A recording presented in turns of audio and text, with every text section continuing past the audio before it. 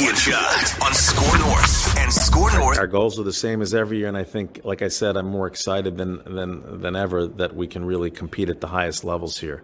Of course, winning the division is first and foremost our goal, and from there, that's where you get into the dance, and anything can happen, and that's where we want to be. So, like I said, this is you can label it a million different ways, but we have a lot of great players on our roster.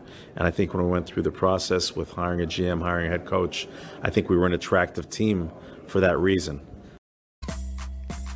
Mark Wilf, just get into the dance, get into the tournament, and anything can happen. You know, the most wide open playoffs in all of North American sports are the NFL playoffs, where crazy, wacky things happen all the time.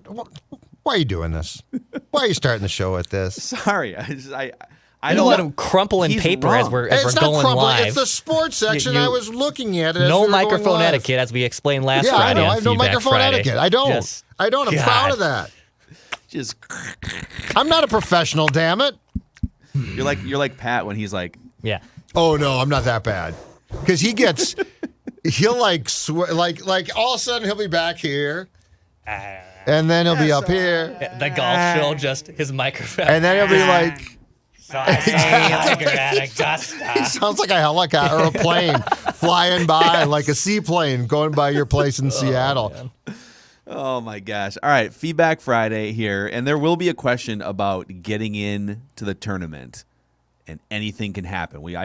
It's somewhere in here. We're going to get to it. But a lot of Viking stuff. Feedback Friday. You can always send us your comments, questions, concerns, critiques, criticisms, whatever, via the Score North app. It's free to download. Central hub for everything we do, including columns by Judd Zulkat and old Macadac. Oh, Macadac. Who wrote his first column in about 7 years last week on how KOC can take Kirk Cousins' game to a new level. But let's start with this one here from Mega77 Chavez via YouTube. Let's remember everybody said Bradbury was a can't-miss draft pick 3 years ago. The entire league said he was a once-in-a-decade talent at center. That might be a little bit of an over-exaggeration. I think people were saying was the most NFL-ready center among the group. I don't think people were saying that he's a Hall of Famer out of the gate. No expert questioned him. I don't blame Slick Rick for taking him. It didn't turn out. It wasn't a reach. There was no red flags. It just didn't work. So, I mean, honestly, I disagree with the whole league thought he was going to be, the next Hall of Fame center. But I mostly agree with you're going to whiff on some guys. He was pretty widely regarded coming out of college as being a veteran. He's going to be a plug and play guy, and to this point, it hasn't worked. You know what I think it's fair to? I think it's fair to look back at that pick now and actually have a discussion again. And this sort of drives the point home about if you whiff, what positions are you more comfortable whiffing at? Do centers need to go unless you just know that this guy is Canton bound, right? And I'm coming at this from a discussion standpoint of it's 2022. Bradbury has not worked. What did you learn? And I think what you learn is our centers, if it's going to possibly be a whiff, and most draft picks are, at what positions are you comfortable saying, well, we tried, but it was worth it still? And center's probably not one. It's value and upside, right? If you nail a center versus if you nail a wide receiver or a cornerback, what's the upside and the peak impact, or a tackle? I get what you're saying. If I miss on a running back, I'm a moron. You don't need to take a center. So to me, this sport really comes down to one thing: positional value, which is not an indictment of the player, but the position that person plays ends up being, I think, equally as important to draft position. So you're saying if you're going to go further down the positional value ladder in the first round, you better be damn sure that you're getting a starting caliber player that can flirt with Pro Bowls or something. A first-round center should be a guy that you think has a very good chance of getting a bust in Canton. Or a very, very high floor, let's say. A very low percentage chance of busting. Okay. Well put. But yes, so that to me is... But I think it's fair to have discussions about players who you whiff on in retrospect without saying at the time... Like, we didn't call Spielman out. That's absolutely true. But you also can't just ignore the fact it didn't work. Yeah. Like, oh, okay, it didn't work, but I like the guy. I mean, the Cousins signing at the time in 18, I liked a lot. Yep. So like I've learned. if we're doing like a positional value chart, quarterback is number one, just the most important position on the field. And then I think in 2022 NFL, I think edge, tackle, offensive tackle. So I'll say like the two most important positions in the trenches. So just like guys who can get after a quarterback and guys who can protect a quarterback. Sure. And then I think there's sort of a tier 2B there of outside weapons and players that can stop outside weapons, so wide receivers and cornerbacks. And then if you get beyond that, if you get into like linebacker, safety, interior offensive line, it's not that those aren't important. It's that you're going further down the positional value ladder. To take a player. You better be more sure. You can't just take Yes. a risk on a safety, which is why I think Kyle Hamilton might fall a little bit. And I will give you a first-round pick who I think Vikings fans ultimately were down on, but I always said was a pretty quality pick and player, Trey Waynes. Trey Waynes played a premium position. Was he absolutely great? No. Was he a solid player? Yes. Yeah. And so if Trey Waynes had been a center, I'd be like, yeah, it didn't work out great. But he played a premium spot at which I thought he gave you stability. Was he drafted too high? Perhaps a bit. But I never quibbled with that pick because he played a position on, again, this mythical positional value chart that I put high. Yep. All right, Jake Ward via the Score North app says, hey, guys, longtime listener, love the show. Thank you, Jake. We've talked a lot about Bradbury and the possibility of him staying at starting center, which as of right now, he is. The Rams had an undersized center as well, but he plays much better than Bradbury. Could the coaching philosophy be that, yes, Bradbury isn't elite, but he was also being held back by a crappy guard to his right and just crappy guard play in general? Do you think with Ezra in his third year and then Jesse Davis, who's better at guard than at tackle, that Bradbury could have a breakout season or could be a top 16 center in the league, so like above average? By the way, Judd's internet connection has been way better since the cable guy came over the other week. We had a little glitch like yesterday or something, for like 10 seconds, but that was about it. And last Friday, I don't think we told you about that, though. Yeah, we didn't tell him about that one. You had a Yeah, 10 in fact, I think I was doing a spot, but I saw it this time. Okay. So at least I knew that. Hello. There's nothing worse than when I don't know and you guys say, hey, Judd, it's not working. I'm like, oh, crap. So, yeah, Brian Allen is an interesting comp. He's the starting center for the Rams. He just signed a new contract. And Brian Allen was like a mid-round pick, fourth-round pick or something. So he wasn't a first-round like Bradbury. But he was bad the first 2 or 3 years and also suffered a season-ending injury. But then last year, scheme, experience, maybe having some competent offensive linemen around him, he was one of the 10 best centers in the NFL according to Pro Football Focus and landed, a life-changing contract out of it. So do I think Kevin O'Connell is looking at Brian Allen and saying, boy, Garrett Bradbury's measurables are pretty much the same? A little bit better out in space as a run blocker than a pass protector, but we can make that work like Brian Allen. Yeah. I think that's what Kevin O'Connell thinks. And I think that's what we all talked about and thought, because we were damn sure that the Vikings were going to try and substantially upgrade at right guard. This is where I'm confused. Like, I understand if you're like, well, the guard play is not great. And by the way, I don't think that Cleveland is a mess at left guard. The right guard has been a complete mess. So I think that our part of our conversations as free agency approached was, well, I bet they're going to really try and upgrade at right guard, because if they do that, it's going to help Bradbury. So this is where I'm confused about what the thought process of the improvement is. So teams have until May 2nd to exercise that fifth-year option from this draft class. So the Vikings have till May 2nd to exercise that fifth-year option. From 2019, yes. 19 on Bradbury. Yes. Let's say they don't exercise that option, but Bradbury comes in and has like finally a career opening season, right? Like he finally shows that he's a competent center and you do want to lock in.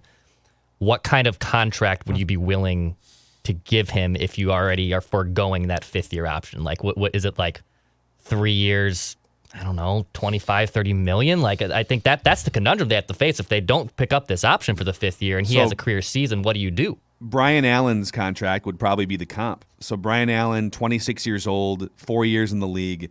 You know, he became a free agent after his 4th season, which is what happened to Bradbury too. And he signed, I believe it's a 3-year contract with a couple void years tacked on. And it's like $6 million guaranteed. I want void years. Void years are becoming a lot more Everyone common. has them now. It's absurd. It's like Pat P got one. I know because they're yeah, exactly right. So he's his excuse me, his cap hit is going to be they what they did was they lowered his cap hit for 2022 because the Rams have some cap issues, and they shoved more of it into 23 and 24. So he's going to wind up with like, I don't know. It winds up being $6 million guaranteed at signing. So it's not a huge contract. So Bradbury would potentially play his way into, you know, $6 to $10 million guaranteed over like a 2 or 3 year deal that could be renegotiated at some point. He's not going to get like $30 million over 3 years though, because 1 year wouldn't wipe out 3 terrible years. Right? Yeah, and if you don't end up exercising that 5th year option that Declan just talked about, I think that you might just say, you know what, kid, knock yourself out, but you're coming back on our terms or you're gone, which is why I would draft a center in this draft. But again, I wouldn't draft one in the first round. Well, that's an interesting segue because Michael Wright via the Score North app says, with the signing of Patrick Peterson and Chandon Sullivan, so the Vikings now have 3 starting caliber cornerbacks with Dantzler included. None of them are like, you know, Pro Bowl caliber guys, but they're all like serviceable to average or above. With the signing of Patrick Peterson and Chandon Sullivan, do you feel like the Vikings are positioning to draft Tyler Linderbaum, the Iowa center? I think 12 is a touch high for him, but what if you could drop down 5 to 10 picks in a trade, still get him, and then pick up an extra 2nd-round pick by moving back? I believe this could be a home run. Under this scenario, I would be willing to forgive Kwesi for extending Kurt and be back on the Skol train. Okay. It's an awfully specific thing to have. So drop down to where? Back. Drop down to he what? said pick? 5 or 10 spots, so drop like Pittsburgh, to 17 like or 20th or something. Yeah. Pittsburgh trades up for Malik Willis or something. I don't think I'm going to take that position in the first round regardless. I feel like there's too many players at positions that I can use. The kid from Nebraska who had a great pro day intrigues me, but I think he is more of a day 2, early day 3 pick, and that's where I would try and take one. The interesting thing about this entire draft is this one, too, guys. We have no idea what the philosophy is going to be because there's clearly an edict of win now from some people. So if that's what the edict is in the draft, then you are going to take players who you think can plug and play immediately. If it's sort of a split of, okay, we've done the win now stuff, now let's start to build, the draft philosophy could be completely different. So here's what I'm really curious about. We mentioned Malik Willis. If the Steelers could trade from him. The Vikings are grading and scouting every player. I know they just signed Cousins to an extension, but like they've got a book on Malik Willis. They've got thoughts and takes on Malik Willis. Now, are they going into the draft specifically targeting Malik? Like, are they going to trade up to draft a Malik Willis? Zero chance. Do I think they're going to draft a quarterback in the first round? Almost certainly no. But what if they have Malik Willis graded as the best quarterback in the draft, like a franchise-changing talent? And let's say they even trade, let's say someone, I don't have the list of draft picks in front of me or the draft order, but let's say someone from the teens trades up for a different position, and now the Vikings, so they acquired some capital, and now they're back to 15 or something. But Malik Willis is still on the board, and they love him and have him as the absolute best player on their board. What do? They probably look to trade back, right? But but that's to your point. The best thing for the franchise's long-term health would be, God, you got a game-changing quarterback here who's mobile with a huge arm, and you love him, and he's number 1 on your draft board, right? But economically, it doesn't make sense because you've locked into $70 million over 2 years in Kirk Cousins. So I almost feel like quarterback is off limits in the 2022 draft for the Vikings, which tells you they're not really fully planning for the future, because otherwise the quarterback that you love that falls into your lap, you would pick him, right? Well, yeah, and I guess the question is this: with Kirk almost certainly 100% back for 2 years, why would you take a quarterback in this draft when the clock on his contract, which is the valuable part about that pick, is going to tick? So now you're down to 2 years of that quarterback and the 5th-year option. Yep. That's why the Packers screwed up so bad. It's useless. Yep. Like, they flushed a draft pick down the toilet. And think about all the great receivers. Justin Jefferson was hovering around in there. They could have traded up for Justin Jefferson in that draft. That's what we wanted. Yeah. But luckily they didn't. Now he's Viking. Darn. So, okay, Justin Nielsen says via the Score North app, Wyatt Davis, 5-star prospect, 2-time All-American, 2-time All-Big Ten, the Remington Pace Offensive Lineman of the Year in the Big Ten. Do you think Zimmer in his crotchety ways wrote him off because he showed up to training camp fat and out of shape, or is he really that bad? I have a really hard time believing a player of his caliber and credentials can't win a starting job at right guard. Nobody Amen. knows. And nobody knows. That, first of all, anything at this point now, especially in retrospect, knowing what we know about the relationship between the GM and coach, anything is possible. Yeah. Anything is possible. All I know is that the 2021 draft class could file mental cruelty charges against the entire team. Like, I have never seen a class, aside from the first-round pick, submarined like that one was. They literally, it was treated like they were crap. Yeah. Here's another one. So I didn't read this full note, but Conrad Olsonowski via the Score North app said, did you guys see the story from Courtney Cronin? I think she told this on Matthew Collar's podcast on Purple Insider. Did you guys see the story about potential Spielman going rogue during last year's draft, that the scouts didn't want Wyatt Davis? I believe that's what the story was. Okay. And Spielman just decided, I'm the captain now. Maybe this will explain the disappearance of the 3rd round. It's interesting. I mean, Courtney's not just making stuff up. Courtney's a great reporter. So But Wyatt Davis did show up not in great shape. Again, he's a lineman, though. They're fat by nature. Second of all, I mean, it's unprofessional to show up to your first training camp out of shape. Yes, but I'm saying it's also not unprecedented.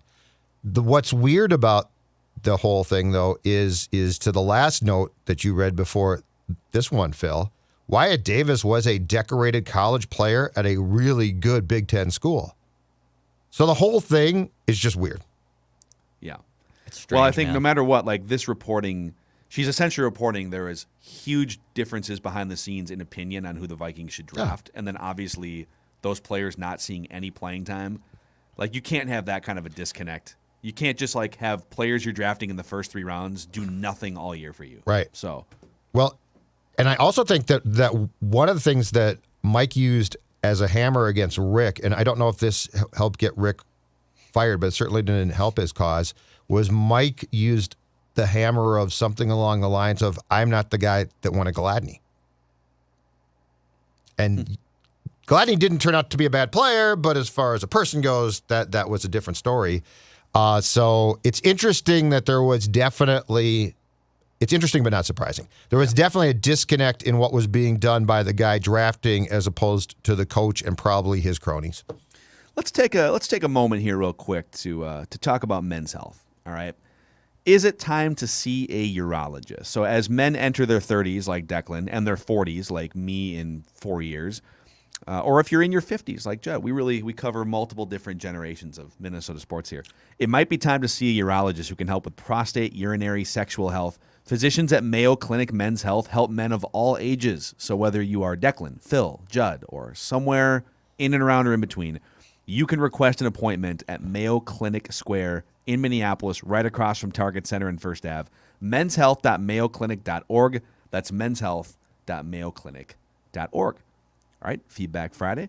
Andres Barola via the Score North app says, I guess the fans and talking heads don't view it in the same way as the players do. I believe the ownership really took that to heart. These are a couple of Judd pokes here, so you're going to have to defend yourself. Okay. Judd has a very scientific mind and believes in absolutes. Why I think that gets him in trouble, because football is not fully logical. Judd wants the logic. The truth may be that previous head coach Mike Zimmer and the GM Spielman were competent. Unfortunately, their relationships with the team went sour real fast. So it's not that they were fully incompetent, but that their messages were just not connecting with people. Like a player that gets old and skills are not there, we now have to see if the new regime, and I'm including the owners, have it right. I think the players are saying, we have your back. Another similar comment here from Leo Dance Eagle via the Score North app. Has Judd ever played football? Have you ever had a coach I love this one. you can't get along with? By the way, if you're referencing like your Division III football career, like you can't do that either. Congrats, okay? dude. Like, Yeah. So don't do that. But have you ever had a coach you can't get along with, or a coach who is too stubborn to listen to others? Team chemistry is stupid low right now, which I agree with.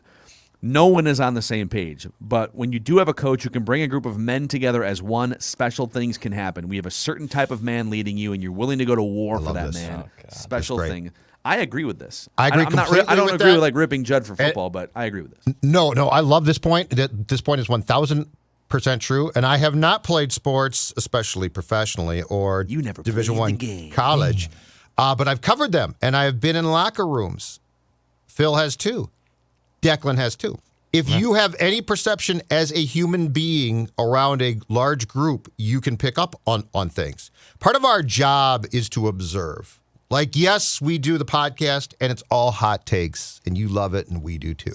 But the reality is, when we go to games and cover teams, our job is not to go up to players and provide hot takes. It is to observe. It's to listen. It's to learn. And that last point is a great point. And it's exactly why 100% what I'm talking about is this is a time to reset the room. Because what you need to do, like this is such a good point, and it dovetails so perfectly into what I've been trying to tell people is this. You don't run it back in this case. You don't run it back. Why don't you, Judd? Why can't you? I love those players. I have all those jerseys. Very simple why you can't. Because when you run it back, what you are doing is creating a room that potentially has too much entitlement. I belong here. There is no doubt that the finger pointing that goes from the locker room above off of Zimmer and probably Spielman was, it's their fault. You give us a chance. We'll prove them wrong. No. That's not what you want. What you want is a reset. You want to bring in people that O'Connell can bring together. What you don't want is a group of people who think O'Connell's here now, we'll play for him, but we belong here. The most important thing that you can have in sports is this. Walk the tightrope of being reasonably comfortable with your team, but never feeling completely secure. So, yeah, I mean, I agree that bringing a collection of players largely that has been at or below 500 for 800 days is a really bold, almost like arrogant organizational thing to do. Like bringing, like it is, I mean, you're literally, I mean, think about what you're saying about Mike Zimmer and Rick Spielman. But I think Mike Zimmer was that man, as the commenter said, 4 years ago. I mean, this team played their asses off for Mike Zimmer in 2017, and then it started to erode from there. So where I think you're agreeing partially, but I agree 100% with the idea, whether it's this locker room or a different locker room. This locker room checked out on Mike Zimmer. This same locker room, largely as currently constructed, if they buy fully into Kevin O'Connell and he hits the ground running and understands right away how to be a head coach in this league without having to like go through 2 months of training wheels, which we'll see. You know, it's hard. You're jumping into. I mean, this is the biggest job he's ever taken in his life, right? Right. You don't just jump in and I drive the car perfectly. But I think if he makes that connection, I think the same locker room, aged slightly more, can win more games. So it's going to be really interesting to see. Like we talked about this yesterday, the pressure is on Kevin O'Connell. I mean, like all the variables are sort of right, which I don't think is we're going to fair swap this to one him. out for this guy. So Yes. But I'm not speaking in absolutes. What I'm talking about is how much has to be mined down to get to the right place. It takes a lot of work. Like this is not. I think people think, well, you just change the coach and it's fine. And it can be for a short time. But if you don't make substantial changes, often you are literally spraying a bathroom spray. Eventually it goes away. What you need to do is fix the entire room. Judd should teach a logic versus critical thinking class, like a sports logic versus sports critical thinking. But I love the points. No, yeah, they're accurate. But I mean, to be clear, both of those notes are great notes. I love that. That's the debates that we need to have, not these Twitter bleep you debates. Like discussions, yeah. Those points and discussions are great. Jeff in Arkansas wants to change the subject here via the Score North app. He says, "We've always saw. I got a new dog this week. Maya Mackey is now part of the Score North family. Who's a good girl? Who's a good girl? Maya Mackey." Right. So Maya she's a Chihuahua Terrier mix, about 18 pounds, and gotta be honest, she had like 5 accidents the first 36 hours coming into our home. We're like, oh God, she's 3. We thought but knock on wood, it's been 5 days. Accident potty outside. It's great. Take some time. Jeff said we've always trained our house dogs by putting a string and a little bell by the back door. Whatever door you need to take them out when you have them go by. You can train them by having them lift their paw and ring the bell. I have a couple of friends who've done this. So you guys ever train a dog? Okay. So the girlfriend's parents, they have a bell on the door because they have a dog with the same breed that's a year older than Vinny, and he rings the bell when he has to go outside. But here's the issue with the damn bell is he then rings that bell when he doesn't have to go outside, like to use the bathroom, just because he wants to ring the bell to get your attention so you could put him on the leash. Then 30 seconds later, he comes barking back at the door saying, oh, let me back in. I just want to go out there to see something. I'm anti-bell. So if my beloved family is watching this, I don't like the bell. We are not training Vinny to use the bell. It feels like a lot of power to give the dog. You know? Yes. Yeah. Well, I think the thing that us humans don't want to recognize is this. The dog trains you. Yeah. Like we're like, you've got to train that. No. The dog trains you. Stella has me trained, okay? And I'm good at it. I'll do what she wants. But she has me trained. Now, do we fight? Yes. We have philosophical differences on lots of things. But make no mistake, that dog is smart. I just love this whole thing. I trained my dog. No, actually, the dog trains you. So still trying to figure out. We're so cocky. We're so confident. We know what's best, and their dog's like, no. We have mostly taught her name this week, which is good. Like she had like a shelter name, and so we've used food training to teach her name. Get her distracted and then call her name over here. And she's starting to learn the word no very quickly too. She's a little rambunctious. Anyhow, keep the dog advice coming in here. How about sit? We're not there yet. We're not there yet. Yeah, that's next. And we're both making a couple trips too for like work trips next week. So we're gonna get past sort of the early first couple weeks, and then we're gonna do some of the behavioral stuff. But if you guys have advice, hit me up. The vet told us on Wednesday that, like, in terms of mastering commands, like, get one command down and just hone it. Yeah. Just do that. Like, if they learn sit in a week, don't go to shake the next week. Just really focus on one until you're getting on to the next one.